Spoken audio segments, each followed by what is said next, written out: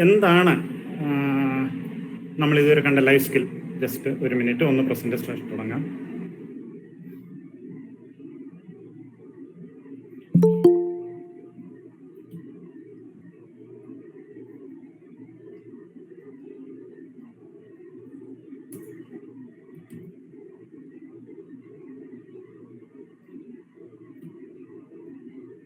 നമുക്കൊന്ന് നോക്കാം എന്താണ് ലൈഫ് സ്കിൽ എന്ന്. നമ്മൾ കണ്ടു, life skills are the skills that enables an individual to face challenges of life effectively and navigate successfully through various situations of life. ജീവിതത്തിലെ വെല്ലുവിളികളെ നേരിടാൻ ആ വ്യക്തിയെ പര്യാപ്തമാക്കുന്നതും വിവിധ ജീവിത സാഹചര്യങ്ങളിലൂടെ വിജയകരമായി മുന്നേറാനും ആ വ്യക്തിയെ പര്യാപ്തമാക്കുന്ന സ്കില്ലുകളെയാണ് ലൈഫ് സ്കിൽ എന്ന് പറയുന്നത്.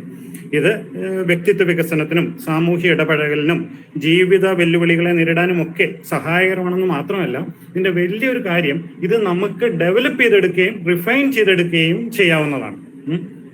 അപ്പൊ അതിലേക്ക് കടക്കുന്നതിന് മുമ്പ് നമ്മൾ ഒരു കാര്യം വ്യക്തമായിട്ട് ഓർത്തിരിക്കണം, എന്താണ് അറിവും സ്കില്ലും തമ്മിലുള്ള വ്യത്യാസം എന്നത്. നമുക്ക് എല്ലാവർക്കും അറിയാവുന്ന പോലെ അറിവ് നോളേജ് പാർട്ടാണ്, സ്കില്ലാവട്ടെ അത് പ്രാക്ടീസിലൂടെ ഡെവലപ്പ് ചെയ്യുന്ന ഒന്നാണ്. സൈക്ലിംഗ് ഒരു സ്കില്ലാണ്, നീന്തൽ ഒരു സ്കില്ലാണ്. അപ്പൊ നമുക്ക് പുസ്തകം വായിച്ചിട്ട് ഉണ്ടാക്കിയെടുക്കാവുന്ന ഒന്നല്ല സ്കില്ല്. അത് നോളജ് തീർച്ചയായിട്ടും അതിനെ എയ്ഡ് ചെയ്യും, പക്ഷേ റിപ്പീറ്റഡ് ആയിട്ടുള്ള പ്രാക്ടീസിലൂടെ മാത്രമേ നമുക്കതിനെ നേടിയെടുക്കാം, എക്സ്പെർട്ടൈസ് നേടിയെടുക്കാനും ആ സ്കില്ല് നേടിയെടുക്കാനും പറ്റുള്ളൂ. അപ്പൊ ഇവിടെ നമ്മൾ ഈ 10 ലൈഫ് സ്കില്ലിലൂടെ കടന്നു പോകുമ്പോൾ നമ്മൾ ഏറ്റവും ആദ്യം ആലോചിക്കേണ്ടത്, നമ്മൾ ഇത് 10 സ്കില്ലും എനിക്ക് 10 ലൈഫ് സ്കില്ലും ഞാൻ നന്നായിട്ട് പഠിച്ചു, എനിക്ക് നന്നായിട്ട് മനസ്സിലായി, അതുകൊണ്ട് ഈ 10 ലൈഫ് സ്കില്ലും എനിക്കുണ്ട് എന്ന് വിചാരിക്കല്ല. അത് തീർച്ചയായിട്ടും നമ്മൾ പുസ്തകം വായിച്ചിട്ട് കടലിൽ നീന്തുന്ന പുസ്തകം വായിച്ചിട്ട് കടലിൽ ചാടി എങ്ങനെ ഇരിക്കും, അതുപോലെയേ ഉള്ളൂ. അത് തീർച്ചയായിട്ടും നമ്മൾ പ്രാക്ടീസിലൂടെ നേടേണ്ട ഒന്നാണ്. അപ്പൊ ക്ലാസ് എടുത്തിട്ട് കാര്യമില്ല, തീർച്ചയായിട്ടും ഉണ്ട്. ഇത് ലൈഫ് സ്കില്ല് നമ്മൾ ഈ നോളേജ് നമ്മളുടെ സ്കില്ല് നേടുന്നതിനെ തീർച്ചയായിട്ടും എയ്ഡ് ചെയ്യും എന്നുള്ളത് കൊണ്ട് തന്നെ വളരെയധികം പ്രയോജനകരമാണ് ക്ലാസ്സുകൾ. പക്ഷെ അത് ജീവിതത്തിൽ പ്രാവർത്തികമാക്കുമ്പോൾ മാത്രമേ അത് നമ്മളെ സ്കില്ലായിട്ട് തീരുന്നുള്ളൂ എന്നുള്ള കാര്യം നമ്മളത് വളരെയധികം ഓർത്തിരിക്കേണ്ടതാണ്. 10 ലൈഫ് സ്കില്ലാണ് പ്രധാനമായിട്ടും 3 ഡൊമൈനിലായിട്ടാണ് അത് ഉള്ളത്. അത് നമ്മൾ കണ്ടു. തിങ്കിങ് സ്കിൽസ്, 3 തിങ്കിങ് സ്കിൽസ് ആണ്. 5 തിങ്കിങ് സ്കിൽസ് ആണ്. Self awareness, critical thinking, creative thinking, decision making and problem solving. Social ഡൊമൈനിൽ വരുന്നതാണ് empathy, effective communication and interpersonal relationship. പിന്നെ 2 emotional skills, coping with stress and coping with emotions. അങ്ങനെ മൊത്തം 10 സ്കില്ലാണ് WHO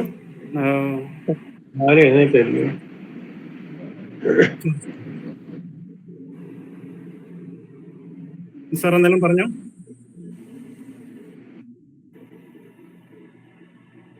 ഇല്ല, okay. ഇന്ന് നമ്മളപ്പം ഇത്രയും class കണ്ടു. ഇനി അടുത്തതിലേക്ക് നമുക്ക് ക്രിട്ടിക്കൽ തിങ്കിങ്ങിലോട്ടാണ് നമുക്ക് പോകേണ്ടത്. ക്രിട്ടിക്കൽ തിങ്കിങ്ങിലോട്ട് പോകുന്നതിന് മുമ്പായിട്ട് ഒരു ചെറിയ ചോദ്യം ചോദിക്കാം. നിങ്ങൾ എല്ലാവരും ആക്റ്റീവായിട്ട് പാർട്ടിസിപ്പേറ്റ് ചെയ്യണം എന്ന് ചെയ്യുമെന്ന് വിചാരിക്കുന്നു. നിങ്ങൾ സ്വർഗത്തിലേക്ക് പോകുമ്പോൾ ഒരു 2 വാതിലുകളുണ്ട് എന്ന് വിചാരിക്കുക. ഈ 2 വാതിൽക്കലും ഓരോ കാവൽക്കാരുണ്ട്. ഒരു കാവൽക്കാരൻ എപ്പോഴും കള്ളമേ പറയുള്ളൂ, മറ്റേ കാവൽക്കാരൻ എപ്പോഴും സത്യം മാത്രമേ പറയുള്ളൂ.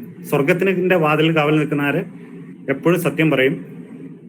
നരകത്തിന്റെ വാതിൽ കാവൽ നിൽക്കുന്ന ആള് എപ്പോഴും കള്ളം മാത്രമേ പറയുള്ളൂ. നിങ്ങൾക്ക് ഒരേ ഒരു ചോദ്യം ചോദിക്കാം. ആ ചോദ്യത്തിനുള്ളിൽ നിങ്ങൾ മനസ്സിലാക്കിയിരിക്കണം ആരാണ് സത്യം പറയുന്നത്, ആരാണ് കള്ളം പറയുന്നത്. എന്റെ ചോദ്യം ക്ലിയർ ആണെന്ന് തോന്നുന്നു. 2 വാതിലുണ്ട്. 2 വാതിൽക്കലും ഓരോ കാവൽക്കാരുണ്ട്. ഒരു കാവൽക്കാരൻ സത്യം മാത്രമേ പറയുള്ളൂ, മറ്റേ കാവൽക്കാരൻ കള്ളം മാത്രമേ പറയുള്ളൂ. നിങ്ങൾ ചെല്ലുന്നു. ഒരു ചോദ്യം നിങ്ങൾക്ക് ചോദിക്കാൻ അവസരമുണ്ട്. ആരോട് വേണമെങ്കിലും ചോദിക്കാം, ഒറ്റ ചോദ്യം മാത്രം. പക്ഷെ അതിൽ നിന്ന് മനസ്സിലാക്കണം ഏത് വാതിലാണ് തുറന്നു പോകേണ്ടത്. വാതിൽ മാറിപ്പോയാൽ മാറിപ്പോയി. ആർക്ക് വേണമെങ്കിലും അൺമ്യൂട്ട് ചെയ്ത് പറയാം. 30 സെക്കൻഡ്.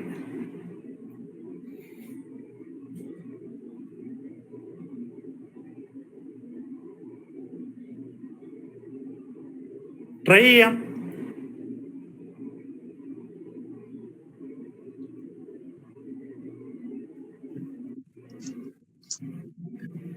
സ്വർഗത്തിലുള്ള വാതിൽ ഇതല്ലല്ലോ എന്ന് ചോദിക്കാം. സ്വർഗത്തിലുള്ള വാതിൽ പറഞ്ഞോളൂ സാർ. ഇതല്ലല്ലോ. അല്ല, വാതിൽ ഇല്ലല്ലോ. വാതിൽ ഈ വഴി അല്ലല്ലോ. സ്വർഗത്തിലേക്കുള്ള വാതിൽ ഈ വഴി അല്ലല്ലോ എന്ന് ചോദിച്ചു അല്ലേ? നല്ല അറ്റംപ്റ്റ്, വെരി ഗുഡ്. സ്വർഗത്തിലേക്കുള്ള വാതിൽ ഈ വഴി അല്ലല്ലോ എന്ന് കള്ളത്തരം പറയുന്ന ആളോടാ ചോദിച്ചതെങ്കിൽ സത്യത്തില് ഫാദർ സാറ് ആ നിൽക്കുന്ന വാതിൽ സ്വർഗത്തിനാണെന്ന് വിചാരിക്കുക. അവിടെ നിൽക്കുന്ന ആള് നരകത്തിന്റെ ആണെന്ന് വിചാരിക്കുക. ആള് കള്ളം പറയുന്ന ആളാണെങ്കിൽ അയാൾ പറയാതെ ഇതാണെന്ന് പറയില്ലേ? തെറ്റിപ്പോയില്ലേ? Very good attempt. ആരെങ്കിലും ഒരാളോടെ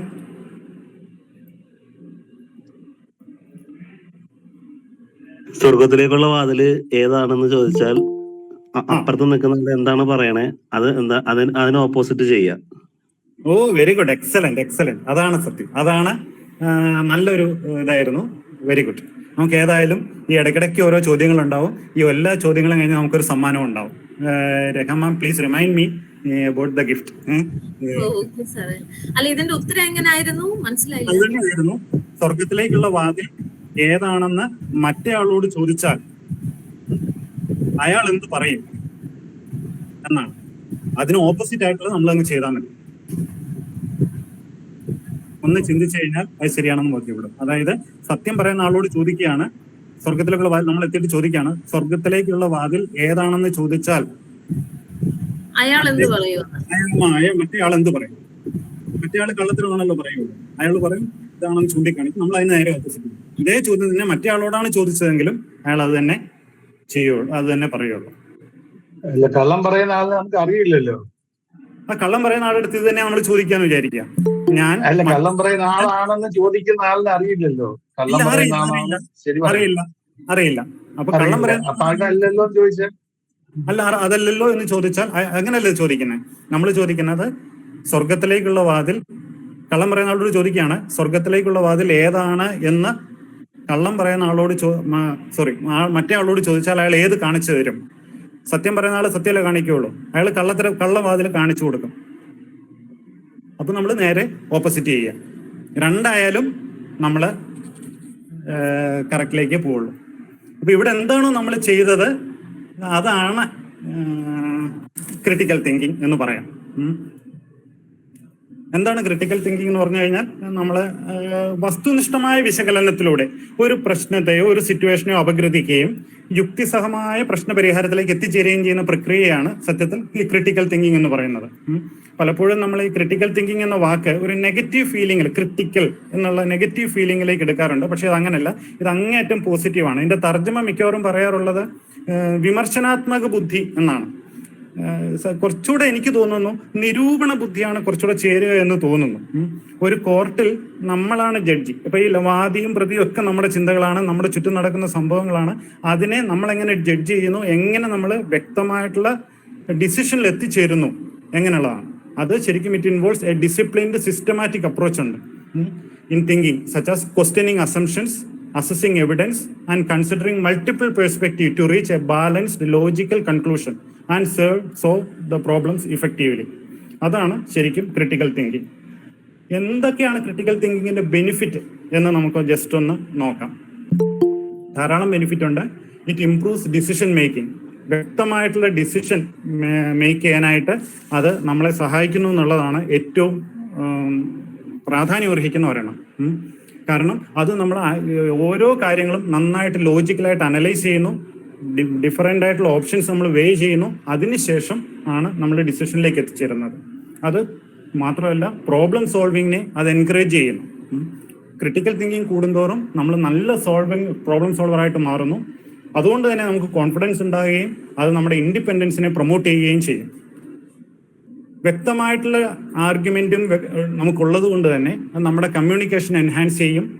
നമ്മുടെ ബയസ്, പ്രത്യേക ചായ്വുകളെ അതിനെല്ലാം മാറ്റുക മാത്രമല്ല അത് നമ്മുടെ ഒരു ഡിസിഷൻ ഫെയർനെസ് ആകുകയും ചെയ്യും.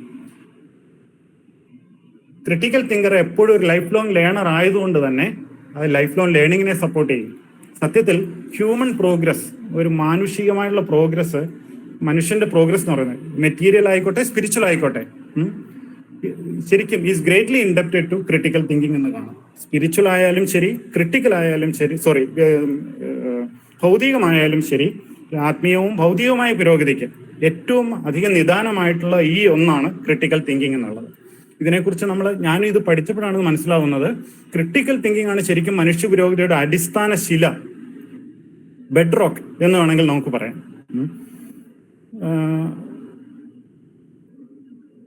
വളരെയധികം പുറകിലോട്ട് ആധ്യാത്മിക ചിന്തയ്ക്ക് അത് എങ്ങനെ പ്രയോജനമാകും എന്ന് ചിന്തിച്ചു നോക്കിക്കഴിഞ്ഞാൽ, നിങ്ങളൊരു പുസ്തകം കേട്ടിട്ടുണ്ടോ എന്ന് അറിഞ്ഞൂടാ, മിക്കവരും വായിച്ചു കാണും. മിക്കവാറും ഒരു സാധകന്റെ സഞ്ചാരം എന്നുള്ളൊരു ചെറിയൊരു പുസ്തകമുണ്ട്.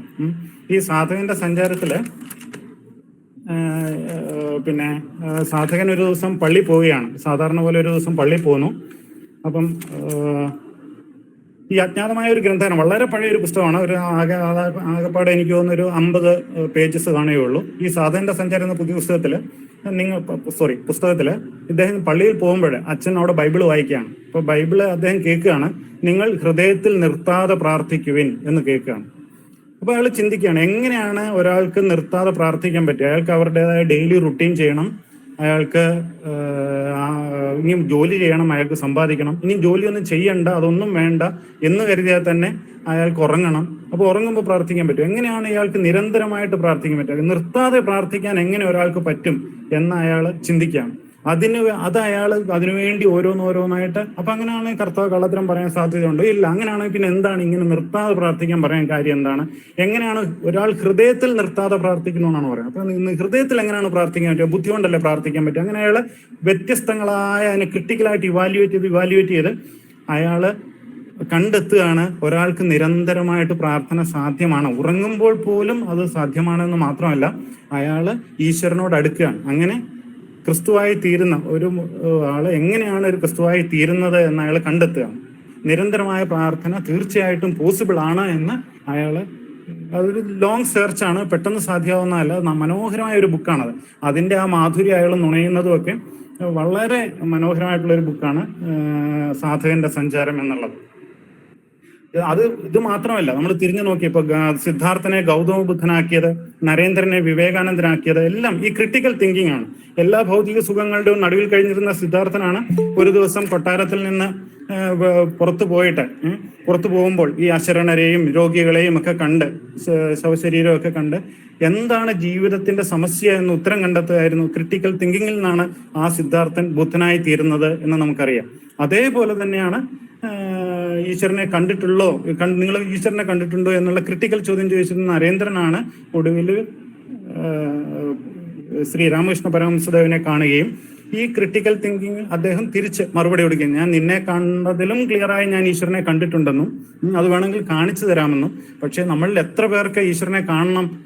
പലർക്കും അവിടെ ഈശ്വരനെ കാണേണ്ട, ഈശ്വരന്റെ ഭൗതികമായ ഐശ്വര്യങ്ങൾ നുകർന്നാൽ മതി, എനിക്കത് കിട്ടണേ ഇത് കിട്ടണേ എന്ന് മാത്രം മതി. നമുക്ക് ഈശ്വരനോട് എത്ര പേർക്ക് സ്നേഹമുണ്ട് എന്നുള്ള ഒരു ക്രിട്ടിക്കലായിട്ടുള്ള ചോദ്യം അദ്ദേഹം തിരിച്ച് ചോദിക്കുകയാണ്. ഇപ്പൊ ഭഗവത്ഗീത എടുത്താലും അത് മുഴുവൻ ക്രിട്ടിക്കൽ തിങ്കിങ് ആണ്. കൃഷ്ണാർജുന സംവാദം മുഴുവൻ ക്രിട്ടിക്കൽ തിങ്കിങ് ആണ് എന്ന് കാണാം. ഇനിയും ഭൗതികമായ രീതിയിലേക്ക് വന്നാലോ, ഭൗതിക പുരോഗതിക്ക് നിദാനമായതെല്ലാം ഈ ക്രിട്ടിക്കൽ തിങ്കിങ്ങിൽ നിന്ന് വന്നാണ്. എന്തുകൊണ്ട് ആപ്പിൾ താഴേക്ക് വീണു, എന്തുകൊണ്ട് മുകളിലേക്ക് പോയില്ല? ആ ചിന്തയിൽ നിന്നാണ് ന്യൂട്ടൺ ഗുരുത്വാകർഷണം കണ്ടെത്തിയത്. കോപ്പർനിക്കസിന്റെ സൂര്യനാണ് കേന്ദ്രം എന്ന കണ്ടുപിടുത്തം, ലൂയിസ് പാസ്റ്ററിന്റെ, അത് മാത്രമല്ല ഇപ്പം നമ്മുടെ സ്വാതന്ത്ര്യ സമരമായിട്ട് മഹാത്മാഗാന്ധിയുടെ സിവിൽ ഡിസൊബീഡിയൻസ്, അടിമത്ത നിരോധനം, ഇതെല്ലാം തന്നെ ക്രിട്ടിക്കൽ തിങ്കിങ്ങിൽ നിന്ന് ഇവോൾവ് ചെയ്ത ഒന്നാണ്. അപ്പൊ മനുഷ്യരാശിയുടെ എല്ലാ പുരോഗതിക്കും നിദാനമായ ഒന്നാണ് ഈ ക്രിട്ടിക്കൽ തിങ്കിങ്. അതുകൊണ്ട് തന്നെ critical thinking mother of all thinking skills എന്ന് വേണമെങ്കിൽ നമുക്ക് വിളിക്കാം. അത്രയധികം പ്രാധാന്യം അർഹിക്കുന്ന ഒന്നാണ് ക്രിട്ടിക്കൽ തിങ്കിങ് എന്ന് കാണാം. അതാണ് ക്രിട്ടിക്കൽ തിങ്കിങ്ങിന്റെ ഏറ്റവും വലിയ ഒരു ഇമ്പോർട്ടൻസ്. അടുത്തതിലേക്ക് കിടക്കാം. എന്തുകൊണ്ട് അപ്പൊ ക്രിട്ടിക്കൽ തിങ്കിങ് എന്തുകൊണ്ട് ഇമ്പോർട്ടൻസ് ആണെന്ന് കണ്ടു. പക്ഷെ കുറച്ച് പ്രീ റിക്വസിറ്റ്സ് ഉണ്ട്. എന്തൊക്കെയാണ് നമ്മൾ ക്രിട്ടിക്കൽ തിങ്കിങ് ചെയ്യുന്നതിന് മുമ്പ് നമുക്ക് എന്തൊക്കെ വേണം, എന്തൊക്കെയാണ് അതിന്റെ പ്രീ റിക്വസിറ്റ്സ് എന്ന് ജസ്റ്റ് ഒന്ന് കാണാം.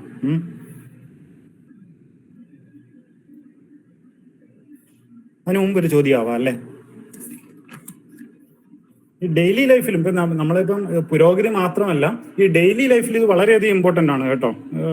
പിന്നെ നമ്മളിപ്പം പലപ്പോഴും കാണുന്നതാണ് ഇന്റർനെറ്റിന്റെ ഈ യുഗത്തില് നിങ്ങളെ ഡിജിറ്റലായിട്ട് അറസ്റ്റ് ചെയ്തിരിക്കുന്നു, അല്ലെങ്കിൽ 10 ലക്ഷം രൂപ നിങ്ങൾക്ക് ലോട്ടറി അടിച്ചു, ഉടനെ തന്നെ നിങ്ങളെ ബാക്കിയുടെ എമൗണ്ട് ഡെപ്പോസിറ്റ് ചെയ്തോളം നിങ്ങൾക്ക് ഇട്ടുതരാം. ഇങ്ങനെയുള്ള തട്ടിപ്പിലൊക്കെ വീഴാതിരിക്കണമെങ്കിൽ നമുക്ക് എന്ത് വേണം? തീർച്ചയായിട്ടും ക്രിട്ടിക്കൽ തിങ്കിങ് കൂടിയേ കഴിയുള്ളൂ. മറ്റുള്ളവരോടുള്ള പെരുമാറാനും ഞാൻ എൻ്റെ ജീവിതത്തിൽ നിന്ന് തന്നെ ഒന്ന് പറയുകയാണെങ്കിൽ, നമ്മൾ ഈ ക്രിട്ടിക്കൽ തിങ്കിങ് ഉള്ളവരെ വളരെ മനോഹരമായിട്ട് ക്ലാസ് എടുക്കാനും അത് ഹാൻഡിൽ ചെയ്യാനും കുട്ടികളെ ഹാൻഡിൽ ചെയ്യാനും എത്ര മനോഹരമായിട്ടാണ് പറയുന്നത്. എൻ്റെ ഒരു അധ്യാപകൻ ഇതേമാതിരി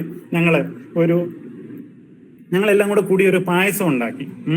അപ്പം ഈ പായസം ഉണ്ടാക്കിയപ്പോൾ ഞാനാണ് ശരിക്കും ആ പായസം ഉണ്ടാക്കുന്നത് ഞാനാണ്. എല്ലാവരും കൂടെ കുക്ക് ചെയ്തു, ഞാനാണ് പായസം ഉണ്ടാക്കിയത്. അപ്പോൾ ഈ പായസം ഉണ്ടാക്കിയപ്പോൾ എല്ലാവർക്കും വിളമ്പി, അതൊരു ആവറേജ് പായസം എന്നുള്ളതേ ഉള്ളൂ. അപ്പം എന്നോട് വളരെയധികം വാത്സല്യം ഉണ്ട് അദ്ദേഹത്തിന് എന്നുള്ളത് എല്ലാവർക്കും അറിയാം. അപ്പം അത് കൂടെ ഇരുന്നവരും ചോദിച്ചു, സാറ് ഇവന് എത്ര മാർക്ക് കൊടുക്കും, ഈ പായസത്തിന് എത്ര മാർക്ക് കൊടുക്കും എന്ന് ചോദിച്ചു. ഒരു ആവറേജിൽ ഉള്ള പായസമേ ഉള്ളൂ. പക്ഷെ അദ്ദേഹം ഒട്ടും ചിന്തിക്കാതെ അദ്ദേഹം പറഞ്ഞു നമുക്കൊരു A+ കൊടുക്കാം എന്ന് പറഞ്ഞു. കാരണം A+ എന്ന് പറഞ്ഞാൽ കൃത്യമായിട്ടുള്ള ഒരു എമൗണ്ട് അല്ല. 90 മുകളിൽ എത്ര വേണമെങ്കിലും ആവാം. അപ്പൊ അത് കള്ളത്തരമല്ല. എനിക്ക് 90 ആവാം, 100 ആവാം, അതിൽ കള്ളത്തരം വരുന്നില്ല. പക്ഷെ ഇല്ലെങ്കിൽ കുറച്ച് ഇല്ലെങ്കിൽ 10ൽ 8 കൊടുക്കാം, 10ൽ 9 കൊടുക്കാം എന്ന് പറഞ്ഞിരുന്നെങ്കിലും എനിക്ക് കൂടുതൽ സാറ്റിസ്ഫാക്ഷൻ ഉണ്ടാവില്ലായിരുന്നു. അപ്പോൾ A+ കൊടുക്കാം എന്ന് പറയുമ്പോൾ അദ്ദേഹം എന്നോട് നീതി എന്നോട് ഇത് പ്രകടിപ്പിക്കുകയും ചെയ്തു. അതോടൊപ്പം തന്നെ അദ്ദേഹം സത്യത്തോടൊത്ത് ചേർന്ന് നിൽക്കുകയും ചെയ്തു എന്നുള്ളതാണ്. അപ്പൊ തീർച്ചയായിട്ടും ഇങ്ങനെയുള്ള മറുപടി പറയുമ്പോഴൊക്കെ നമുക്ക് ഇദ്ദേഹത്തോട് തന്നെ ഞാൻ ചോദിച്ച വേറൊരു കാര്യമാണ്, പിന്നെ അങ്ങേക്ക് ഏറ്റവും ഇഷ്ടപ്പെട്ട ക്രിസ്തുവിന്റെ ഏറ്റവും ഇഷ്ടപ്പെട്ട ഉപദേശങ്ങൾ ഏതാണ്? അപ്പൊ അദ്ദേഹം 2-3 പറഞ്ഞെങ്കിലും ഒന്ന് പറഞ്ഞത് rejoice at the greatness of others ആണ്. അപ്പൊ ഞാൻ അതുവരെ അത്ര കേട്ടിട്ടില്ല. അത് rejoice at the greatness of others. അപ്പൊ ഞാൻ ചോദിച്ചു എന്തുകൊണ്ടാണ് ഈ rejoice at the greatness of others എന്ന് പറയാൻ കാര്യം? അപ്പൊ അദ്ദേഹം പറഞ്ഞത് ഈ rejoice at the greatness of others കാരണം നമ്മൾ മറ്റുള്ളവരുടെ ഗ്രേറ്റ്നെസ്സിൽ സന്തോഷിക്കണം. കാരണം അത് ഈശ്വരന്റെ ഒരു കൃപയാണ് അവർക്ക് ഇത് കിട്ടിയിരിക്കുന്നത്. അതുകൊണ്ട് ഈശ്വരനോട് നമുക്ക് സ്നേഹം ഉള്ളത് കൊണ്ട് തന്നെ നമ്മുടെ മറ്റുള്ളവരുടെ ഗ്രേറ്റ്നെസ്സിൽ നമ്മൾ സന്തോഷിക്കണം. അത് കാരണം നമ്മളിൽ എന്തുണ്ടാവില്ല, നമ്മളത് ഓർക്കുമ്പോൾ ഇത് ഓർക്കുമ്പോൾ നമ്മൾ ഒരിക്കലും അസൂയ ഉണ്ടാവില്ല. കാരണം അത് ഈശ്വരന്റെ കൃപയാണ്. അതുകൊണ്ട് നമുക്ക് ഒരിക്കലും അസൂയ ഉണ്ടാവില്ല. ഈ അസൂയ ഇല്ലാതാക്കാനായിട്ട് ഏറ്റവും നല്ലൊരു ഉപദേശമാണ് പിന്നെ rejoice at the greatness of others എന്ന് അദ്ദേഹം പറയുകയുണ്ടായി. അപ്പൊ നെക്സ്റ്റിലോട്ട് കിടക്കാം. നമുക്ക് പ്രീ റിക്വസിറ്റ്സ് എന്തൊക്കെയാണ്? ആദ്യമായിട്ട് വേണ്ടത് കോമൺ സെൻസ്. ഒരു കോമൺ സെൻസ് ഉണ്ടാവുക എന്നുള്ളതാണ് ഒരുപക്ഷെ the most uncommon thing in the world എന്ന് വേണമെങ്കിൽ നമുക്ക് പറയാം. രണ്ടാമതായി വേണ്ടത് സെൽഫ് അവെയർനെസ്. എന്താണ് എൻ്റെ വ്യക്തിപരമായ ചായ്വ് എങ്ങോട്ടാണ്, എൻ്റെ വികാരങ്ങൾക്ക് എൻ്റെ മുകളിലുള്ള സ്വാധീനം എന്താണ്, എൻ്റെ ലിമിറ്റേഷൻസ് എന്തൊക്കെയാണ് എന്നുള്ള അല്ലെങ്കിൽ എൻ്റെ അനുഭവങ്ങൾക്ക് എൻ്റെ ചിന്തയിലുള്ള സ്വാധീനം എന്തൊക്കെയാണ്, എല്ലാം സെൽഫായിട്ടുള്ള നല്ലൊരു അവയർനെസ് ഉണ്ടെങ്കിൽ മാത്രമേ നന്നായിട്ട് ക്രിട്ടിക്കൽ ആയിട്ട് ഇവാലുവേറ്റ് ചെയ്യാൻ നമുക്ക് പറ്റുള്ളൂ. അടുത്തതായി ടു മാനേജ് ഇമോഷൻസ്. ഇമോഷൻസിനെ മാനേജ് ചെയ്യുകയും നന്നായിട്ട് കൺട്രോൾ ചെയ്യുകയും ചെയ്തെങ്കിൽ മാത്രമേ ഇമോഷൻസിന്റെ മുകളിൽ നമുക്കൊരു ഡിസിഷൻ എടുത്തു കഴിഞ്ഞാൽ തീർച്ചയായിട്ടും ആ ഡിസിഷൻ തെറ്റിപ്പോകാനുള്ള സാധ്യതയുണ്ട്. Then curiosity, open mindedness and humility. Curiosity ഉണ്ടാവണം, കൂടുതൽ അറിയാനുള്ള ഒരു ആഗ്രഹങ്ങൾ ഉണ്ടാവണം. We should have the willingness to explore new ideas. മാത്രമല്ല we should be able to question our own assumptions and we should be open to different view points. അതിന് ഒരു humility ഉണ്ടാവണം. എങ്കിൽ മാത്രമേ നല്ല രീതിയിൽ നമുക്കത്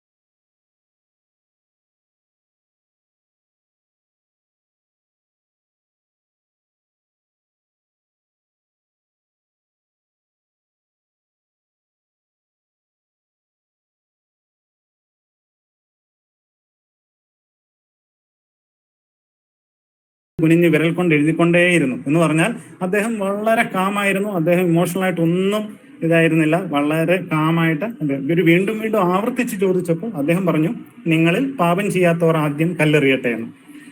നിങ്ങളിൽ പാപം ചെയ്യാത്തവർ ആദ്യം കല്ലെറിയട്ടെ എന്ന് പറഞ്ഞാൽ വളരെ ക്രിട്ടിക്കൽ ആയിട്ടുള്ള ഒരു ചോദ്യം അങ്ങോട്ടേക്ക് ഇട്ട് കൊടുക്കണം. അവർ ഓരോരുത്തരെയും ചിന്തിപ്പിക്കുകയാണ്, ഞാൻ സ്വയം പാപം ചെയ്തിട്ടുണ്ടോ എന്നുള്ളത്. അതോടുകൂടി അടുത്ത വാചകം നോക്കിക്കേ, നല്ല മനോഹരമായിട്ടുള്ള, അതിൽ തന്നെ പ്രായമായവർ ആദ്യം പോകുന്നു. അത് പ്രായത്തിനനുസരിച്ച് ക്രിട്ടിക്കൽ തിങ്കിങ് കൂടുന്നു എന്നുള്ളതുകൊണ്ടായിരിക്കാം പ്രായമായവർ ആദ്യം, മുതിർന്നവർ ആദ്യം സ്ഥലം വിട്ടു എന്നാണ് പറയുന്നത്. എക്സ്പീരിയൻസ് കൂടുന്നതിനനുസരിച്ച് തീർച്ചയായിട്ടും ക്രിട്ടിക്കൽ തിങ്കിങ് കൂടും. ക്രിട്ടിക്കൽ തിങ്കിങ്ങിന്റെ കൾമിനേറ്റിംഗ് പോയിന്റ് ആണ് ഞാനും നിന്നെ വിധിക്കുന്നില്ല എന്നുള്ള മനോഹരമായ ആ വാക്യം. ഇപ്പൊ എന്തൊക്കെയാണ് ഈ ക്രിട്ടിക്കൽ തിങ്കിങ്ങിന്റെ സ്റ്റെപ്സ് എന്തൊക്കെയാണ് നമുക്കൊന്ന് നോക്കാം. ആദ്യം ഐഡന്റിഫൈ ദ പ്രോബ്ലം. എന്താണ് ആ പ്രോബ്ലം എന്നുള്ളത് കറക്റ്റായിട്ട് ഐഡന്റിഫൈ ചെയ്യുക. എന്തൊക്കെയാണ് സെൻട്രൽ ഇഷ്യൂ, എന്താണ്, എന്തുകൊണ്ട് അത് മാറ്റർ ആയിരിക്കുന്നു എന്നുള്ളത്. സപ്പോസ് ഞാനൊരു ഉദാഹരണമായിട്ട് പറഞ്ഞു കഴിഞ്ഞാൽ, ഞാനൊരു ഇലക്ട്രിക് കാർ വാങ്ങിക്കണോ അതോ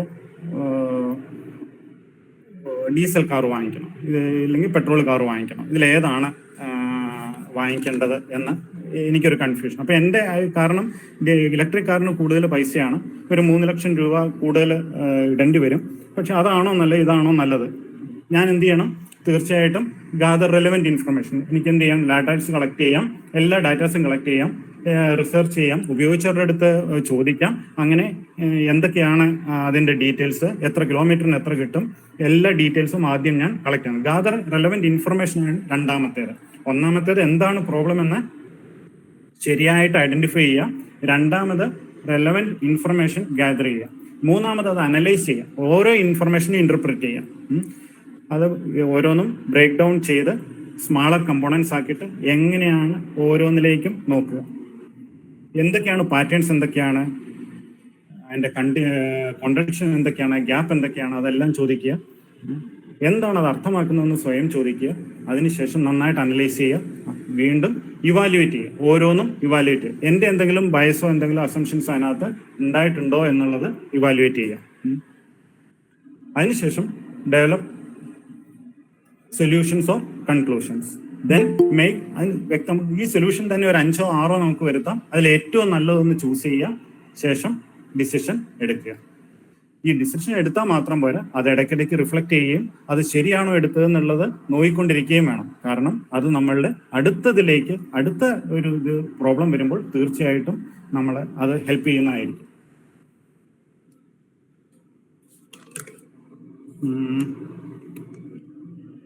ജീവിത സാഹചര്യങ്ങൾ തീർച്ചയായിട്ടും നമ്മുടെ ചിന്താഗതിയെ മാറ്റിമറിക്കും. ജസ്റ്റ് ഒരു സെക്കൻഡ്.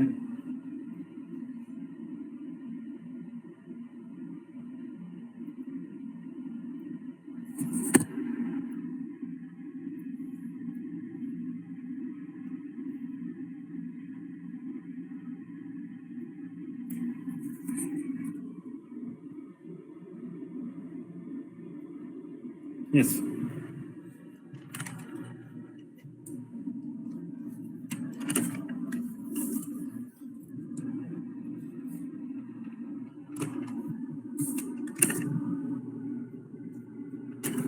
അടുത്തതിലേക്ക് ബെനിഫിറ്റ് ഓഫ് ക്രിട്ടിക്കൽ തിങ്കിങ്.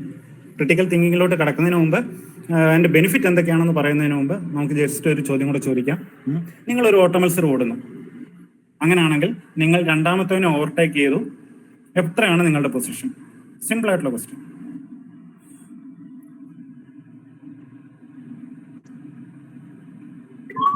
രണ്ടാം സ്ഥാനം. Very good. Thank you Aleena. Rahman note ചെയ്യുന്നുണ്ടല്ലോ ആർക്കൊക്കെ കൊടുക്കണം എന്നുള്ളത്, അല്ലെ? റെസ്പോണ്ട് ചെയ്ത എല്ലാവർക്കും നമുക്ക് കൊടുക്കാം തീർച്ചയായിട്ടും. എന്തൊക്കെയാണ് ബെനിഫിറ്റ്സ് ഓഫ് ക്രിട്ടിക്കൽ തിങ്കിങ് എന്നുള്ളത്? തീർച്ചയായിട്ടും നമ്മൾ നേരത്തെ കണ്ട മാതിരി, just A second,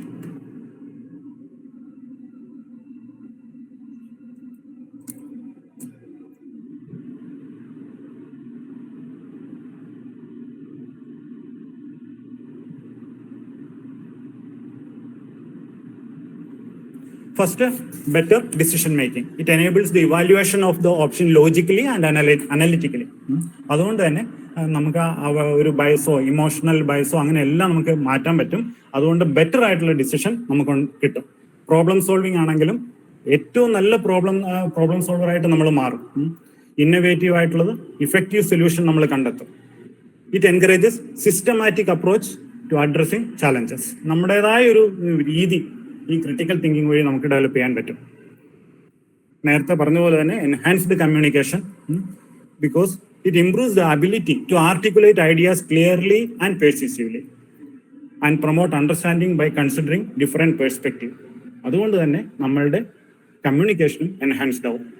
improved learning, നേരത്തെ ഞാൻ പറഞ്ഞു, നമ്മളൊരു ലൈഫ് ലോങ് ലേണറായിട്ടും അത് തീരും.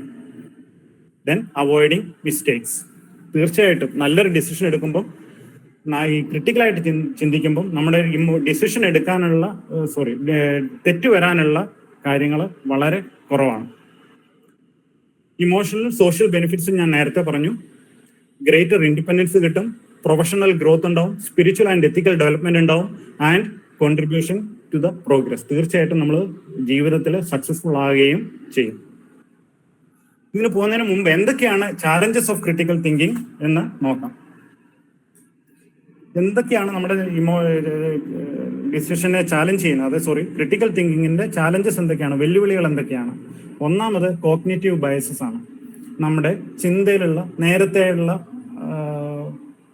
പ്രീ ഡിറ്റർമൈൻഡ് ആയിട്ടുള്ള ചില ചിന്തകളുടെ, ഒന്നുകിൽ നമ്മളെ പ്രീ എക്സിസ്റ്റിംഗ് ആയിട്ടുള്ള ബിലീഫിനെ സാധൂകരിക്കുന്ന എവിഡൻസ് മാത്രം തേടുക, അങ്ങനെയുള്ള തെളിവുകൾ മാത്രം നമ്മൾ നോക്കിക്കാണുക. അതല്ലെങ്കിൽ എല്ലാം എനിക്കറിയാം എന്നുള്ള ഒരു ഓവർ കോൺഫിഡൻസ് ബയസ് ആണെങ്കിലും ഇത് വരാം. ഇത് രണ്ടും കോഗ്നിറ്റീവ് ബയസിൽ പെടുന്നതാണ്. ജീവിത സാഹചര്യങ്ങളോട് നമ്മൾ മുമ്പേറും. ഇപ്പൊ ഒരു ചതുരം, ഈ ഒരു കറുത്ത ചതുരം ഒരു വെളുത്ത ചതുരം നിങ്ങൾക്ക് കാണാം. ഈ ആദ്യത്തെ കോളം എയിലെ വൈറ്റ് പാർട്ടിനെ നിങ്ങളൊന്ന് രണ്ടാക്കാൻ ശ്രമിക്കാമോ? ആരെങ്കിലും ഒരാള്? Aleena is ready.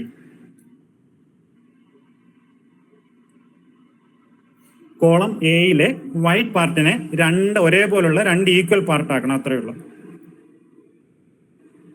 എന്ത് ചെയ്യണം? അൺമ്യൂട്ട് ചെയ്ത് പറയാം.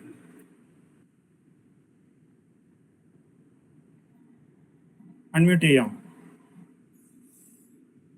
കോളം എയിലെ വൈറ്റ് പാർട്ടിനെ ഐഡന്റിക്കൽ ആയിട്ടുള്ള രണ്ട് ഈക്വൽ പാർട്ട് ആക്കണം. വളരെ എളുപ്പമാണ്.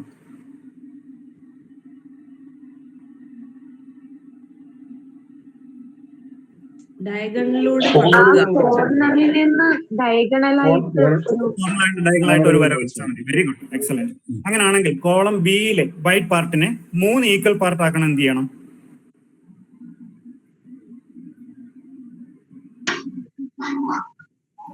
ബ്ലാക്കിന്റെ മേളിലും സൈഡിലുമായിട്ട് ഓരോ വര വരച്ചാൽ മതി. Very good, excellent.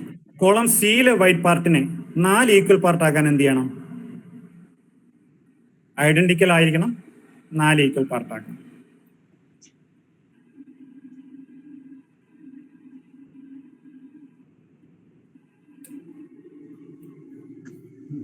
ഒന്ന് വരച്ച് നോക്കി അവിടോട്ട് ക്യാമറ കാണിക്കാം, പേപ്പർ ഉണ്ടെങ്കിൽ.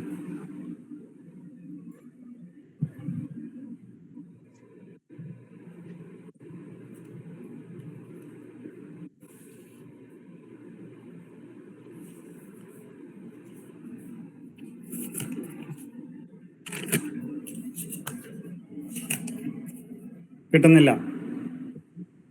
ശരി, ചിന്തിച്ചോളൂ. അടുത്തതിലോട്ട് പോകാം. കോളം ഡിയിലെ വൈറ്റ് പാർട്ടിനെ 7 ഈക്വൽ പാർട്ട് ആക്കാൻ എന്ത് ചെയ്യണം?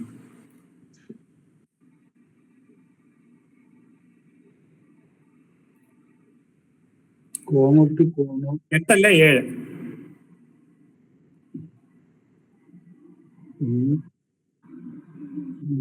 ജോർജ് സാർ എന്തോ പറയുന്നുണ്ട്, കേൾക്കുന്നില്ല. എങ്ങനെ? ഞാൻ ഡയഗണലായിട്ട് വരച്ചിട്ട് പിന്നെ ഈക്വൽ ആയിട്ട് മറ്റേത് 8 കിട്ടും. 8 കിട്ടുന്നുണ്ട്. അതാണ് ഇപ്പം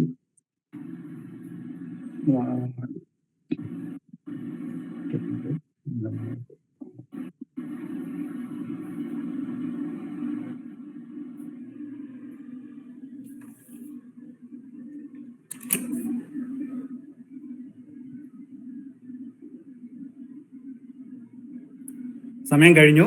അതുകൊണ്ട് ഞാൻ തന്നെ ഉത്തരം പറയാം. ഇതൊന്നുമില്ലായിരുന്നു, കോളം ഡി വെറും വൈറ്റ് ആയിട്ട് കിടക്കുകയായിരുന്നു. നമ്മൾ വെറുതെ ഒരു 6 വര വരച്ചാൽ മതി, അത് 7 എണ്ണം ആയേനെ. ഡയഗണലായിട്ടല്ല, നേരെ സ്ട്രെയിറ്റ് ലൈൻ 7 എണ്ണം വരച്ചാൽ മതി, 6 എണ്ണം വരച്ചാൽ മതി. അതല്ല താഴോട്ടും 6 എണ്ണം വരയ്ക്കാം. വളരെ സിമ്പിൾ ആയിരുന്നു. പക്ഷെ എന്തുകൊണ്ട് നമുക്ക് തെറ്റിപ്പോയി, എന്തുകൊണ്ട് നമ്മൾ ആ രീതിയിലോട്ട് ചിന്തിച്ചില്ല? കാരണം ഞാൻ നിങ്ങളെ കൊണ്ടുവന്നത് എ ബി സി എന്നീ കോളങ്ങളിലൂടെ ആയതുകൊണ്ട് നിങ്ങളുടെ ചിന്തയെ നിങ്ങളുടെ എയിൽ ഡയഗണലായിട്ട് വരയ്ക്കണം, ബിയിൽ ഡയഗണലും താഴോട്ടും മുകളിലോട്ടും വരയ്ക്കണം. അങ്ങനെയുള്ള ആ ചിന്ത കൊണ്ട് നമ്മൾ അവസാനത്തെ കോളത്തിലേക്ക് എത്തിയപ്പോഴേക്കും നമ്മൾ ആ വെറുതെ ഒരു ചതുരം തന്ന് നിങ്ങൾ വരയ്ക്കാതെ വളരെ പെട്ടെന്ന് നിങ്ങൾ എല്ലാവരും വരച്ചേനെ.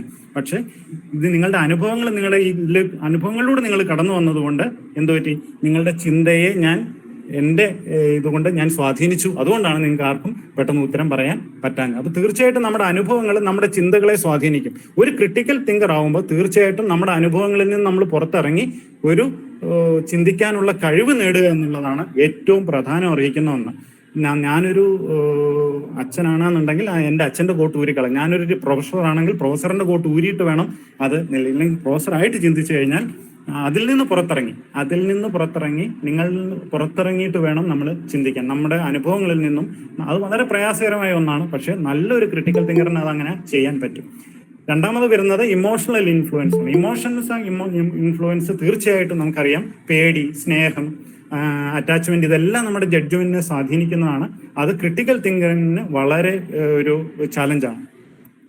അതിൽ നിന്ന് പുറത്തു കിടന്നെങ്കിൽ മാത്രമേ, ഇമോഷൻസിനെ നല്ല രീതിയിൽ കൺട്രോൾ ചെയ്തെങ്കിൽ മാത്രമേ നമുക്ക് നല്ല ഒരു ക്രിട്ടിക്കൽ തിങ്കർ ആവാൻ പറ്റുള്ളൂ.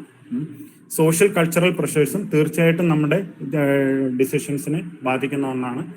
നമ്മുടെ പ്രീ എക്സിസ്റ്റിംഗ് ആയിട്ടുള്ള ചില ചിന്തകൾ, ഗ്രൂപ്പായിട്ടുള്ള ആൾക്കാർ ഇന്നത് മതി എന്ന് പറയുമ്പോൾ നമ്മൾ ക്രിട്ടിക്കലായിട്ട് അവരുടെ ക്രിട്ടിക്കൽ തിങ്കിങ് അല്ലെങ്കിൽ കൂടെ നമ്മളത് അനുസരിക്കേണ്ടി വരുന്ന കാര്യങ്ങൾ, കൾച്ചറായിട്ടുള്ളത്, ഇതെല്ലാം തന്നെ നമ്മുടെ ക്രിട്ടിക്കൽ തിങ്കിങ്ങിനെ വളരെയധികം ഉള്ള ഒരു ചാലഞ്ചാണ്. Then lack of knowledge. ഈ അടുത്ത കാലത്ത് കൂടുതൽ നോളേജും ഒരു വലിയൊരു പ്രശ്നമാണ്. എന്ന് വെച്ചാൽ ഒരു ലോഡ് ഓഫ് ഇൻഫർമേഷൻ ആണ് നമ്മുടെ മുമ്പിലോട്ട് വരിക, അത് അനലൈസ് ചെയ്യാനുള്ള പ്രയാസം. പിന്നെ ലാക്ക് ഓഫ് ഇൻ നോളേജ്. ഇത് രണ്ടും തന്നെ ക്രിട്ടിക്കൽ തിങ്കിങ്ങിന് വളരെയധികം തടസ്സമായി നിൽക്കുന്ന ഒന്നാണ്. ദെൻ മെന്റൽ ലേസിനെസ്, മാനസികമായിട്ടുള്ള മടി തീർച്ചയായിട്ടും എപ്പോഴും ക്രിട്ടിക്കൽ തിങ്കിങ്ങിന്റെ ഒരു ചാലഞ്ചാണ്. ഇനി എങ്ങനെയാണ് ക്രിട്ടിക്കൽ തിങ്കിങ് ഡെവലപ്പ് ചെയ്യേണ്ടത്? അതിലോട്ട് കടക്കുന്നതിന് മുമ്പ് ഒരു ചോദ്യം ഇതാ. ഒരു ബോട്ട്, ആ ബോട്ടിന്റെ സൈഡിൽ കയറുകൊണ്ടുള്ള ഒരു ഏണിയുണ്ട്. ഒരു കപ്പലാണെന്ന് വിചാരിക്കുക. കപ്പലിന്റെ സൈഡിൽ കയറുകൊണ്ടുള്ള ഒരു ഏണിയുണ്ട്. ഏണിക്ക് 10 സ്റ്റെപ്പ് ഉണ്ട്. ഓരോ സ്റ്റെപ്പും ഓരോ അടി ഉയരത്തിലാണ്. ഒരു സ്റ്റെപ്പിന് ഒരടി കഴിഞ്ഞാൽ അടുത്തത്, അങ്ങനെ 10 സ്റ്റെപ്പ്. ചോദ്യം ക്ലിയർ ആണല്ലോ? അവസാനത്തെ പടി ജസ്റ്റ് വെള്ളത്തിൽ ടച്ച് ചെയ്തിരിക്കുന്നു. മണിക്കൂറിൽ 1/2 അടി വെച്ച് വെള്ളം പൊങ്ങിക്കൊണ്ടിരിക്കുകയാണെങ്കിൽ മുകളിലത്തെ സ്റ്റെപ്പിൽ എപ്പം ടച്ച് ചെയ്യും? അൺമ്യൂട്ട് ചെയ്ത് ആർക്കാണെങ്കിലും പറയാം. മണിക്കൂറിൽ 1/2 അടി വെച്ച് വെള്ളം പൊങ്ങിക്കൊണ്ടിരിക്കുകയാണ്. 10ാമത്തെ സ്റ്റെപ്പിൽ എപ്പം ടച്ച് ചെയ്യും?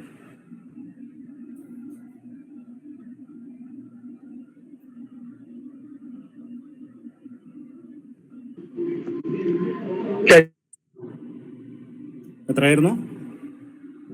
13ാമത്തെ മണിക്കൂറിൽ ടച്ച്. Good attempt. ടച്ച് ചെയ്യത്തില്ല. അതെന്തായിരുന്നു? എന്തുകൊണ്ട്? ബോട്ട് വെള്ളം പൊങ്ങുന്നതനുസരിച്ച് ബോട്ട് പൊങ്ങിക്കൊണ്ടിരിക്കും. Very good, excellent. വെള്ളം പൊങ്ങുന്നതിനനുസരിച്ച് ബോട്ടും പൊങ്ങും. അതുകൊണ്ട് ഒരിക്കലും നമ്മളെ അത് ഇത് ചെയ്യില്ല. ലിസണിങ് സ്കില്ല് തീർച്ചയായിട്ടും ക്രിട്ടിക്കൽ തിങ്കിങ്ങിന് വളരെ അത്യാവശ്യമായിട്ടുള്ള ഒന്നാണ്. Very good, excellent. പേരെന്തായിരുന്നു? അബു. Okay, very good. ഒരു ക്വസ്റ്റ്യൻ കൂടെ, അല്ലെങ്കിൽ കുറച്ച് കഴിഞ്ഞിട്ടായിക്കോട്ടെ. How to develop critical thinking എന്നുള്ളത് നോക്കാം. ഒന്ന്, കൾട്ടിവേറ്റ് ക്യൂരിയസ് മൈൻഡ് സെറ്റ്. അതാണ് ഏറ്റവും ആദ്യം. നമുക്ക് പലപ്പോഴും സംഭവിക്കുന്നത്, നമ്മുടെ മടി കൊണ്ടോ നമ്മൾ കൂടുതൽ നോക്കാറില്ല, കൂടുതൽ അന്വേഷിക്കാറില്ല.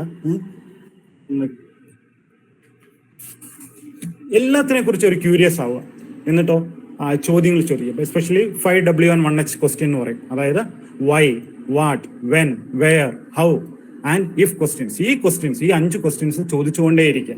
എന്തുകൊണ്ട്, എവിടെ, എങ്ങനെ. അതാണ് ശരിക്കും 5W and 1H ആണ് ഒരു ക്രിട്ടിക്കൽ തിങ്കർ ആവാനുള്ള ആദ്യത്തെ ചുവടുവെപ്പ്. എല്ലാത്തിനെ കുറിച്ചും നമ്മൾ വളരെ ക്യൂരിയസ് ആവുക. ഈ 5W 1H ചോദിച്ചുകൊണ്ടേ ഇരിക്കുക. മൾട്ടിപ്പിൾ പേഴ്സ്പെക്റ്റീവ് നോക്കണം. ഒരെണ്ണം ഫസ്റ്റ് എക്സ്പ്ലനേഷൻ കേൾക്കുന്നതിന് മുമ്പ് തന്നെ നമ്മൾ മൾട്ടിപ്പിൾ എങ്ങനെയൊക്കെ നമുക്ക് ചെയ്യാൻ പറ്റും എന്നുള്ള ഡിഫറെന്റ് പേഴ്സ്പെക്റ്റീവ് നമ്മൾ ആലോചിച്ചുകൊണ്ടിരിക്കണം. രണ്ടാമത് ബിൽഡ് നോളേജ്. പ്രത്യേകിച്ച് പറയേണ്ട കാര്യമില്ല. ഡൈവേഴ്സ് ടോപ്പിക്ക് വായിക്കുക. അറിവ് കൂടുന്തോറും നമ്മുടെ ക്രിട്ടിക്കൽ തിങ്കിങ് കൂടും. അതുകൊണ്ട് തന്നെ ഫിലോസഫി, ഹിസ്റ്ററി, സയൻസ്, എന്തുകൊണ്ടാണ് നിങ്ങൾ വ്യാപരിക്കാത്ത മേഖലകളിലും കൂടെ നിങ്ങളുടെ വൈഡ് നോളജ് എത്ര കൂടുന്നു അത്രയും നല്ലതാണ് ക്രിട്ടിക്കൽ തിങ്കിങ് കൂടാനായിട്ട്. Practice reflective thinking. അത് വളരെ ഇമ്പോർട്ടൻ്റ് ആണ്. ഞാൻ എന്ത് വാല്യൂ ആണ്, എൻ്റെ ബിലീഫ് എന്താണ്, എൻ്റെ വാല്യൂസ് എന്താണ്, എന്തുകൊണ്ട് ഞാൻ ആ വാല്യൂസിനെയും ബിലീഫിനെയും ഞാൻ ഹോൾഡ് ചെയ്യുന്നു, എന്തൊക്കെയാണ് എൻ്റെ ഒപ്പീനിയൻ എന്താണ് ഇന്ന കാര്യത്തിൽ എന്നുള്ളത് നമ്മൾ ഇടയ്ക്കിടയ്ക്ക് നമ്മളെക്കുറിച്ച് തന്നെ ഒന്ന് ചിന്തിച്ചുകൊണ്ടിരിക്കണം. അത് തീർച്ചയായിട്ടും നമ്മുടെ ക്രിട്ടിക്കൽ തിങ്കിങ് എൻഹാൻസ് ചെയ്യുന്ന ഒരു ടിപ്പാണ്. മറ്റുള്ളവരുടെ ചോദ്യങ്ങൾ, നേരത്തെ പറഞ്ഞ പോലെ ചോദ്യങ്ങൾ ചോദിക്കുക. അത് ആർഗ്യുമെന്റ് ആയാലും ശരി, അത് കൂടുതൽ മനസ്സിലാക്കാനുള്ള ചോദ്യങ്ങൾ ചോദിച്ചുകൊണ്ടേയിരിക്കുക. ഡിസ്കഷൻ, തോട്ട്ഫുൾ ഡിസ്കഷൻ, നല്ല ആൾക്കാരുമായിട്ടുള്ള ഡിസ്കഷനിൽ തീർച്ചയായിട്ടും അത് വളരെയധികം നമ്മുടെ ക്രിട്ടിക്കൽ തിങ്കിങ് കൂടാനായിട്ട് പ്രയോജനപ്പെടുത്താനായിട്ട് വളരെയധികം പ്രയോജനപ്പെടുന്ന ഒന്നാണ് ഡിസ്കഷനിൽ ചെയ്യുക. മറ്റുള്ളവരുമായിട്ട് സംസാരിക്കുക, മറ്റുള്ളവർ ഒരു ആർഗ്യുമെന്റ് കേൾക്കുക. ഇതെല്ലാം തന്നെ നമ്മളുടെ ക്രിട്ടിക്കൽ തിങ്കിങ് എൻഹാൻസ് ചെയ്യാൻ പറ്റുന്ന ഒന്നാണ്. Analyse information critically. അത് നേരത്തെ പറഞ്ഞു.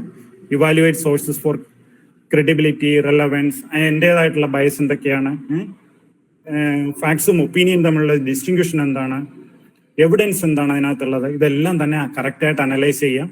ലോജിക്കലായിട്ട് റീസൺ ചെയ്യുക. Practice logical reasoning. അതെപ്പോഴും പ്രാക്ടീസ് ചെയ്തുകൊണ്ടേയിരിക്കുക. Then solve problems creatively. മറ്റുള്ളവരിൽ നിന്ന് വ്യത്യസ്തമായിട്ട്, സാധാരണ ചെയ്യുന്നതിനേക്കാൾ എനിക്ക് എങ്ങനെ ചെയ്യാൻ പറ്റും, വ്യത്യസ്തമായിട്ട് എങ്ങനെ പറയാൻ പറ്റും. ഇപ്പോൾ ഒരു കുട്ടിയോട് തന്നെ നമ്മളോട് ആരോടെങ്കിലും ഒന്ന് പറയാൻ പറഞ്ഞു കഴിഞ്ഞാൽ എങ്ങനെ മറ്റുള്ളവർ ചെയ്യുന്നതിൽ നിന്നും വ്യത്യസ്തമായിട്ട് എനിക്ക് എങ്ങനെ ചെയ്യാൻ പറ്റും എന്ന് കുറച്ചുകൂടെ ഒന്ന് ചിന്തിച്ചു നോക്കുക. Then open mindedness. ചെറിയ കുട്ടികൾ പറഞ്ഞാണെങ്കിൽ കൂടെ അത് റിസീവ് ചെയ്യാനും അത് കേൾക്കാനും ഉള്ള ഒരു മാനസികാവസ്ഥ. നമ്മൾ ഒരിക്കലും എനിക്കെല്ലാം അറിയാം എന്ന് എപ്പോൾ വിചാരിക്കുന്നു അവിടെ നമ്മുടെ കുടുങ്ങിപ്പോകും, അവിടെ നമ്മൾ സ്റ്റക്കായി പോകും. ഞാനിത് വളരെ അധികം കണ്ടിട്ടുള്ളതാണ്, എനിക്കിതിനെക്കുറിച്ച് നന്നായിട്ട് അറിയാം എന്നുള്ള ഒരു നിറഞ്ഞ മനസ്സായി കഴിഞ്ഞു കഴിഞ്ഞാൽ പിന്നെ അതിനകത്തോട്ട് പിന്നെയും ബോർ ചെയ്യുന്നത് സാധ്യമല്ല. അതുകൊണ്ട് എപ്പോഴും ഒരു തുറന്ന മനസ്സോടുകൂടി നമ്മൾ കാര്യങ്ങളെ അപ്രോച്ച് ചെയ്യാം. Then teach and share ideas teach ചെയ്യുന്തോറും ഷെയർ ചെയ്യുന്തോറും തീർച്ചയായിട്ടും നമ്മൾ ഇമ്പ്രൂവ് ആയിക്കൊണ്ടേ ഇരിക്കും. ഇതാ അടുത്ത ചോദ്യം ചോദിക്കാം.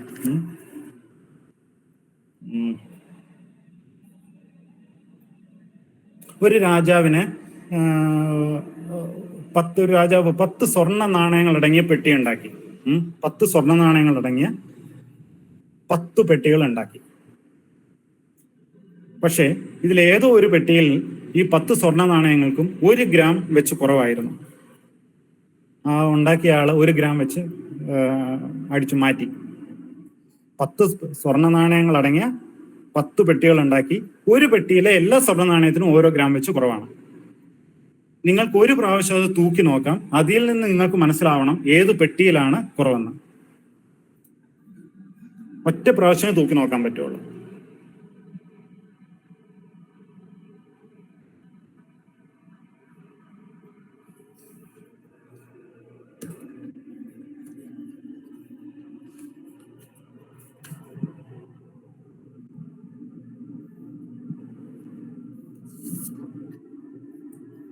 ചോദ്യം ക്ലിയർ അല്ലേ?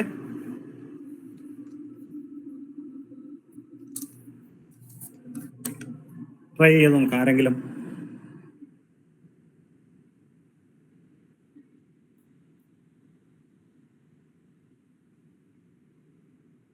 ശരി, അത് ഹോംവർക്ക് ആക്കിയേക്കാം. അടുത്തത് ഒരു ചോദ്യം കൂടെ. പണ്ട് കുറച്ചു കാലം മുമ്പ് നടന്ന ഒരു സംഭവമാണ്.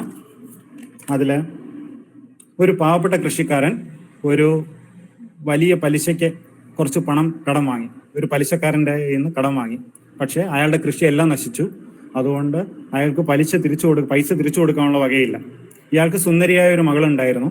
ഈ പലിശക്ക് കൊടുത്ത ആളാകട്ടെ വലിയ പ്രായമുള്ള ഒരുത്തനാണ്. അപ്പൊ അയാൾക്ക് ഈ കുട്ടിയെ കല്യാണം കഴിച്ചാൽ കൊള്ളാവുന്നുണ്ട്. ഇയാളുടെ വീട്ടിൽ ചെന്നു. അത് മുഴുവൻ കല്ലുകൊണ്ട് നിറഞ്ഞൊരു സ്ഥലത്താണ് വീടിരുന്നത്.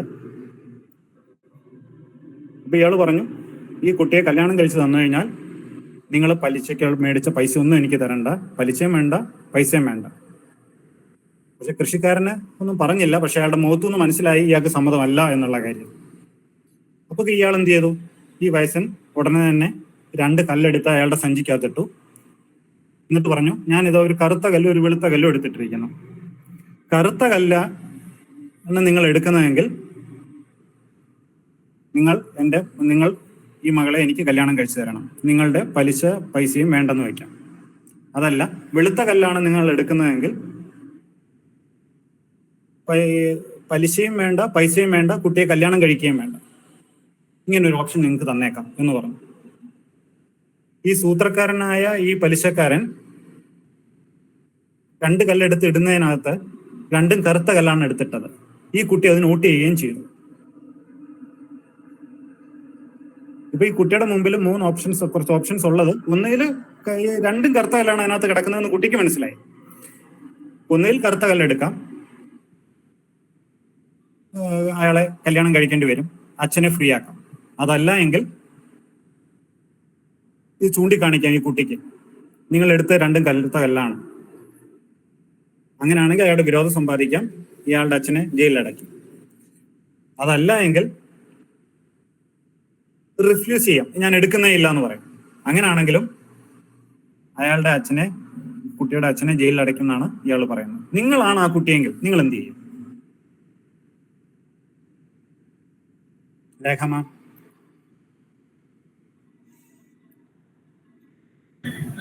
അറിയില്ല സാറേ, ആലോചിക്കുക.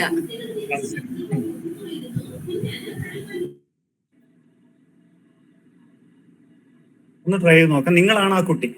ഈ കുട്ടി കണ്ടു ഇയാൾ എടുത്തിട്ടിരിക്കുന്നത് 2ഉം കറുത്ത കല്ലാണ് എന്ന് കണ്ടു.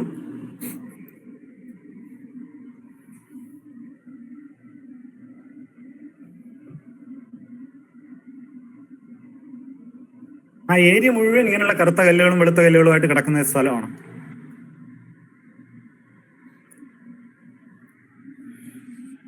അപ്പോഴാണ് ഇയാൾ കുനിഞ്ഞ് 2 കറുത്ത കല്ല് ഇതിനകത്ത് ഇടുന്നത്.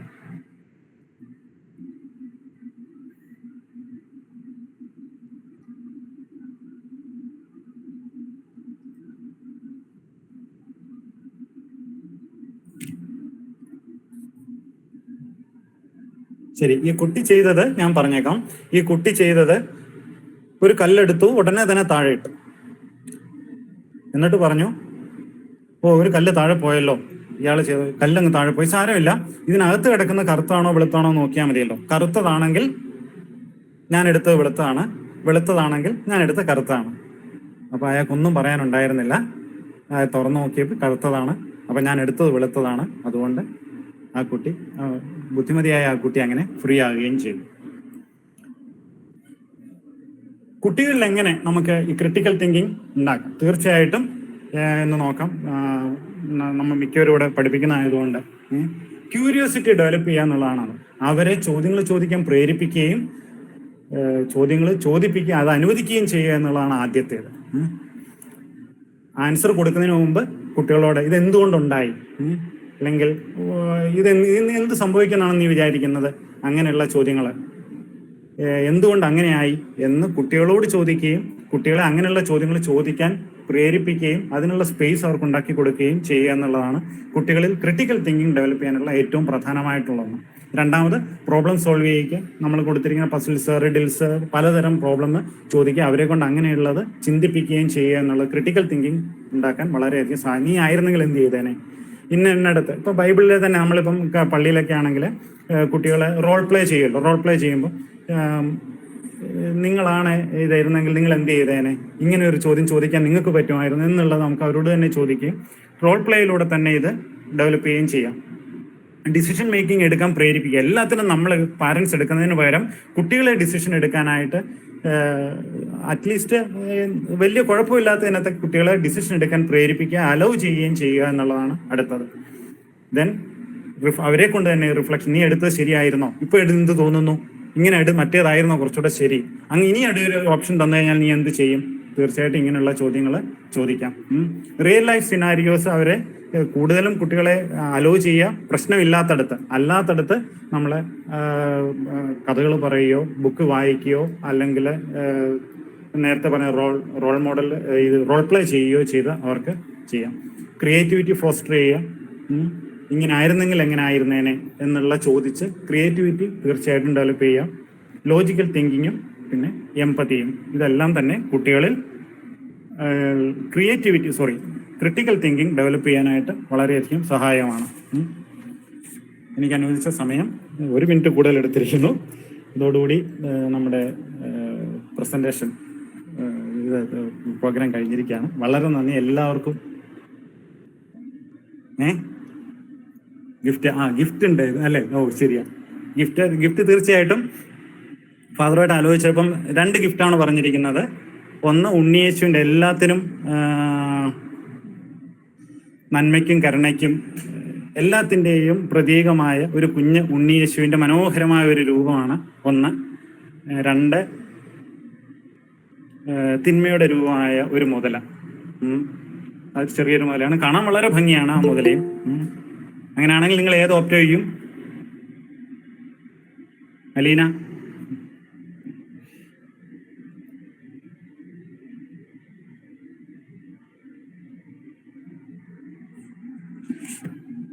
ഈ ഗിഫ്റ്റിൽ ഏത് ഓപ്റ്റ് ചെയ്യും? അൺമ്യൂട്ട് ചെയ്യും. ഉണ്ണിയേശു. എല്ലാവരും ഉണ്ണിയേശു തന്നെ. Very good. ക്രിട്ടിക്കൽ തിങ്കിങ് ഉണ്ട് എന്നാണ് അത് കാണിക്കുന്നത്. ഒരു ചെറിയ കാര്യം, ഉണ്ണിയേശു കളിമണ്ണ് കൊണ്ടും മുതല സ്വർണം കൊണ്ടുമാണ് ഉണ്ടാക്കിയിരിക്കുന്നത് കേട്ടോ. ക്രിട്ടിക്കൽ തിങ്കിങ്ങിന് വ്യത്യാസം ഇല്ലല്ലോ അല്ലേ?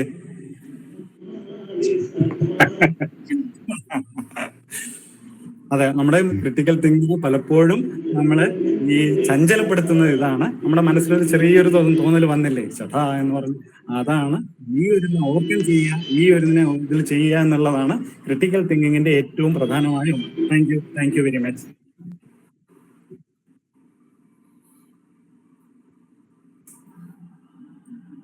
ആർക്കെങ്കിലും സംശയങ്ങളോ ചോദ്യങ്ങളോ ക്ലാരിഫിക്കേഷൻസോ ഉണ്ടെങ്കിൽ ഈ സമയം ഉപയോഗിക്കാം.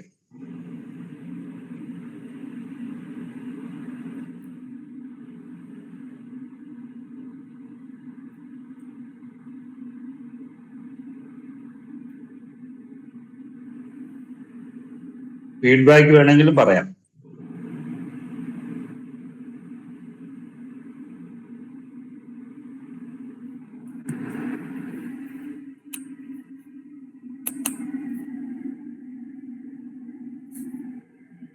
സാറേ നല്ല ക്ലാസ് ആയിരുന്നു. എങ്ങനെ നല്ല ക്ലാസ് ആയിരുന്നു. എങ്ങനെ ജീവിതത്തിൽ ക്രിട്ടിക്കൽ തിങ്കിങ്, ജീവിത വെല്ലുവിളികളെ എങ്ങനെ നേരിടാൻ സാധിക്കും, ഏത് രീതിയിൽ നമ്മൾ ചിന്തിച്ചാല് കാര്യങ്ങൾ ഭംഗിയായി കൊണ്ടുപോകാൻ സാധിക്കുന്നൊക്കെ സാറ് മനോഹരമായ രീതിയിൽ ക്ലാസ് എടുത്തു. ഒരു അധ്യാപകൻ, നല്ലൊരു അധ്യാപകന്റെ ആ കഴിവോട് കുറിച്ച് ഇവിടെ ക്ലാസ് എടുക്കാനായിട്ട് സാറിന് കഴിഞ്ഞു. എനിക്കത് നല്ല അനുഭവമായി തോന്നി. Thank you sir.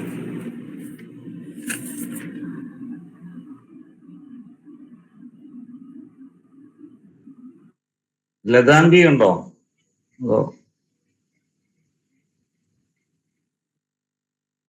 ഉണ്ടച്ചാ. Good evening. ഒരു വാക്ക് പറയാമോ? അച്ഛാ, സത്യം പറഞ്ഞാൽ നമുക്ക് നാളെ പരീക്ഷ ആയതുകൊണ്ട് ഞാൻ മൊത്തത്തിൽ ശ്രദ്ധിച്ചില്ല. വളരെ നല്ല ആൻസർ. ഗുഡ്. വേറെ ആർക്കെങ്കിലും?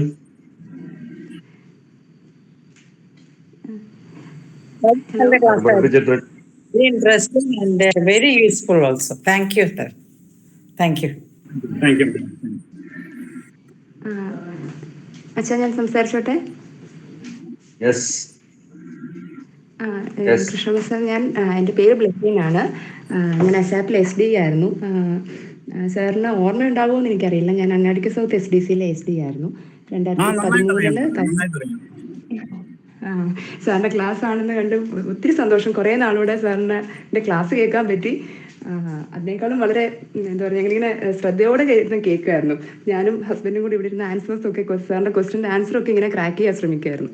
വളരെ നല്ല ക്ലാസ്. അതിനേക്കാളും സാറിൻ്റെ കുറേ നാളുടെ സാറിൻ്റെ ക്ലാസ് കേൾക്കാൻ പറ്റിയതിൽ ഒത്തിരി സന്തോഷം. Thank you madam, thank you.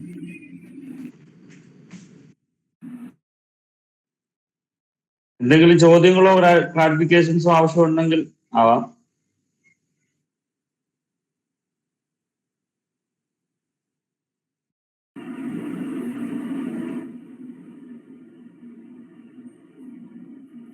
നമ്മൾ മനസ്സിലിരിക്കേണ്ട ഇത്രയേ ഉള്ളൂ എന്നാണ് എൻ്റെ ഇത് നിരന്തരമായിട്ട് പ്രാക്ടീസ് ചെയ്യുക, ക്വസ്റ്റ്യൻ വീണ്ടും വീണ്ടും ചോദിക്കുക, എൻ്റെ ഡിസിഷൻസ് കറക്റ്റ് ആണോ എന്ന് വീണ്ടും റിഫ്ലക്ട് ചെയ്ത് ചിന്തിക്കുക. അതുമാത്രമാണ് ക്രിട്ടിക്കൽ തിങ്കിങ്ങിൻ്റേത്. അതിൻ്റെ ഏറ്റവും പ്രാധാന്യം അർഹിക്കുന്നത് പ്രാക്ടീസ് ചെയ്യുക എന്നുള്ളതാണ്. റെഗുലറായിട്ട് എല്ലാ സ്കില്ലും, ഒരിക്കലും ലൈഫ് നോളേജ് എന്നല്ല പറയുക, ലൈഫ് സ്കിൽ എന്നാണ് പറയുന്നത്. അതുകൊണ്ട് അറിവുണ്ടായിട്ട് കാര്യമില്ല, അത് പ്രാക്ടീസ് ചെയ്യുന്നിടത്തോളം കാലം, പ്രാക്ടീസ് ചെയ്യാത്തിടത്തോളം കാലം അത് നമുക്കുണ്ട് എന്ന് നമുക്ക് പറയാൻ പറ്റില്ല.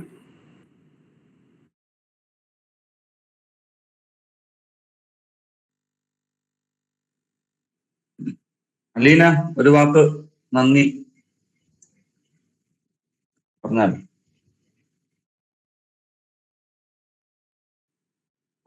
നല്ല ക്ലാസ് ആയിരുന്നു സർ, ഒരുപാട് ഉപകാരപ്രദമായിരുന്നു.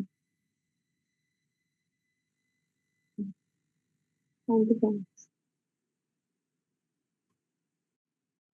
ഇനി നമ്മൾ അധികം സമയം പോകുന്നില്ല, നമ്മുടെ 1 മണിക്കൂർ ഷെഡ്യൂൾ ഏകദേശം പൂർണ്ണമാകുന്നു.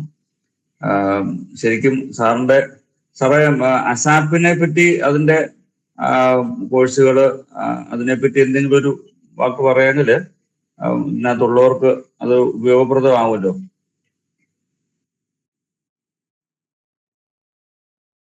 ഒന്ന് അൺമ്യൂട്ട് ചെയ്തേരെ. സോറി. അസാപ്പിന് കേരളത്തില് ഇപ്പം 10ഓളം skill development centre, community skill park എന്ന് പറഞ്ഞുകൊണ്ട് നമ്മുടെ ഏറ്റവും അടുത്ത് കുന്നന്താനത്ത് കമ്മ്യൂണിറ്റി സ്കിൽ പാർക്ക് ഉണ്ട്. വ്യത്യസ്തങ്ങളായ കോഴ്സുകൾ അവിടെ പകുതിയിൽ കൂടുതൽ ഫ്രീ ആയിട്ട് തന്നെ പഠിപ്പിക്കുന്നുണ്ട്. അതുകൂടാതെ നിങ്ങൾക്ക് അതിനകത്തുള്ള എല്ലാ കോഴ്സുകളെ പറ്റിയും അറിയാനായിട്ട് അസാപ്പിന്റെ കേരളത്തിലെ അസാപ്പിന്റെ സൈറ്റിൽ കയറി നോക്കി നമുക്ക് അറിയാൻ പറ്റും. ഫാദർ, ഒരു മിനിറ്റ്. ഇവിടെ ഒരു പൂച്ച വന്ന് ശല്യം ഉണ്ടാക്കിക്കൊണ്ടിരിക്കുക, അതുകൊണ്ടാണ്. വ്യത്യസ്തങ്ങളായ ഏജ് ലിമിറ്റേ ഇല്ല ഇതിനകത്ത്, ഏജ് ലിമിറ്റ് ഇല്ല എന്നുള്ളതാണിത്. കമ്മ്യൂണിറ്റി സ്കിൽ പാർക്കിൽ ഏതൊക്കെ കോഴ്സുകളാണെന്നുള്ളത് നമുക്കറിയാം. അവിടെ അറിയാനായിട്ട് അസാപ്പിന്റെ സൈറ്റിൽ കയറി നോക്കിയാൽ മതി. കമ്മ്യൂണിറ്റി സ്കിൽ പാർക്ക് ഇവിടെ അടുത്തുള്ളത് നേരത്തെ പറഞ്ഞ കുന്നന്താനത്താണ്. അവിടെ തന്നെ ബ്യൂട്ടീഷ്യന്റെ കോഴ്സുകൾ, ജർമ്മൻ ലാംഗ്വേജസിന്റെ, അതുകൂടാതെ പുതിയ 1-2 കോഴ്സുകളൂടെ ഇപ്പോൾ വന്നിട്ടുണ്ട്. വളരെ പ്രയോജനകരമായിട്ടുള്ള ഒന്നാണ്. പ്രത്യേകിച്ചും ചില കോഴ്സുകൾക്ക് പൈസ ഈടാക്കുന്നുണ്ട്, പക്ഷേ ജോലി കിട്ടുന്ന പല കോഴ്സുകളും ഉണ്ട്. അതുതന്നെ അതിനു വേണ്ട എല്ലാ സഹകരണ, ഈ ലോൺ എടുക്കാൻ അതൊക്കെ തന്നെ അവർ സഹായിക്കുകയും ചെയ്യും. ഇതിനെക്കുറിച്ച് അറിയണമെങ്കിൽ asapkerala.gov.in എന്നിൽ കയറി നോക്കിക്കഴിഞ്ഞാൽ നിങ്ങൾക്ക് അറിയാൻ സാധിക്കുന്നതാണ്.